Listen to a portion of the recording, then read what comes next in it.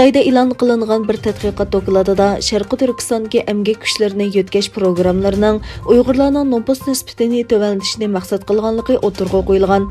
Shuning bilan bir vaqtda Xitoy hukumatining osonlik millatlarga qandoq bisim ishlatadiganligini isbotlaydigan tavsiyalar yer olgan. Tianjindagi Nanking universitetining akademiklar tarafidan tayyorlangan doklad 2020-yilning o'ttirlarida taqilib qolgan.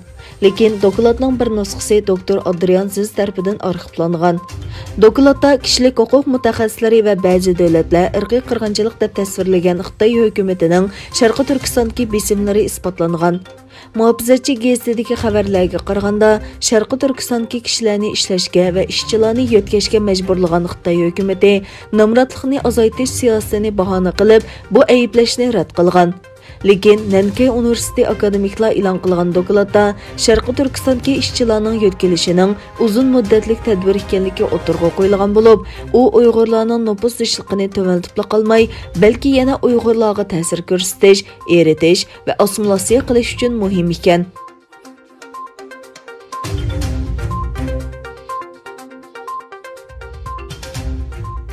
Büyük Birlik Partiyasining raisi Mustafa Dastici 25 fevral Fox televiziya kanalida Xitoyning Uyg'urlarga yurgizayotgan zulmlari haqida qayta to'xtaldi. U zarur bo'lsa Xitoyga qarshi urushma qiladiganligini ta'kidladi. U Turkiya parlamentida qilgan so'zida bu nuqtani yana bir qatim ta'kidladi. Dastici partiyasining har qanday ahvolda Sharqi Turkiston tarafda turadiganligini bildirib kelib, ba'zilar qanday qilamiz, Xitoy bilan urush qilamdiq deydi. Men deymanki, zarur bo'lsa urushma qilamiz. Biz dunyoda qo'rqadigan hech qanday bir davlat yo'q, ammo albatta urushdan burun qilinadigan ishlar bor. Qarang, iqtisodiy munosabatni to'xtatishmi bir urush, siyosiy munosabatni to'g'ritib qo'yishmi bir urush, embargo yurgizishmi bir urush. Albatta zarur bo'lsa harbiy urushma qilamiz. U mundaq dedi: bizning buningga sukut qilishimiz yoki ko'rmasga silishimiz mumkin emas. Men ochiq deb kelyapman. Xuddi Armeniyaga ijro qilganimizdek, Xitoy Sharqi Turkistondagi ishg'olni oxirlashtirib, Sharqi Turkistondagi qarindoshlarimizga zulm qilishdan, ularga irqiy qirg'inchilik yurgizishdan voz kechmaguncha, biz Xitoy bilan bo'lgan barliq munosabatlarimizni to'xtatishimiz kerak.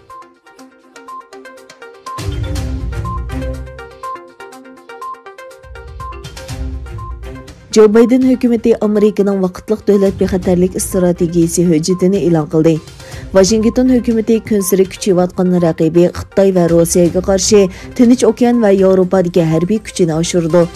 Hujjatda biz Amerikaning O'rta Sharqdagi manfaatini qo'g'dash uchun kerakli kuch qoldiramiz deyilgan.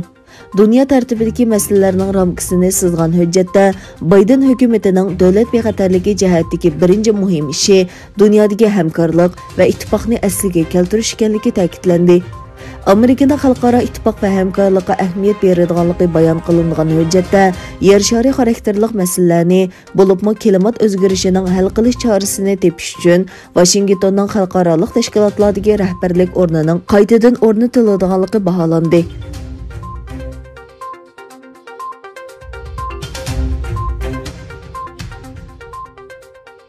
Pew tadqiqot markazi e'lon qilgan tekshirish natijasiga qaraganda 10 Amerikalikning 9i Xitoyni o'z davlatiga taklif qilgan. Natijada ko'rsatilishicha, Xitoyning kuchini cheklashni Amerikaning eng muhim ishi deb qaraydiganlarning nisbati yaqinqi 3 yilda 16% oshgan.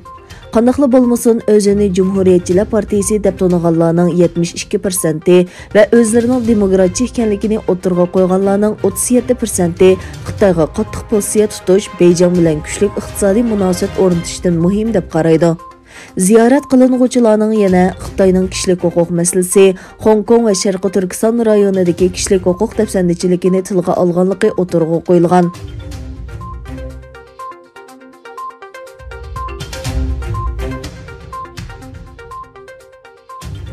Türkiye Devlet Müdafiə Ministerliği bir hərbi tik uçarının düşüb ketkenligi toğrusida bayonot e'lon qildi.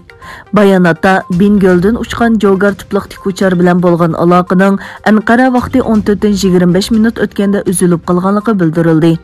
İzlash qutquzish xizmatlari natijasida meteorologiyalik sabablar tufaylidan tik uçarning qazoga uchirganligi va tik uçardagi 9 askarning qazo qilganligi eskartildi. Ministerlikning ikinci qatam e'lon qilgan bayonotida qazo qilgan askarlar sonining 11 ga chiqqanligi bildirildi. Qazo qilganlar orasida Osman Erbash ismli bir qo'mondonning borligi bildirildi. Yaralangan 2 askar doktorxonada davolanmoqda.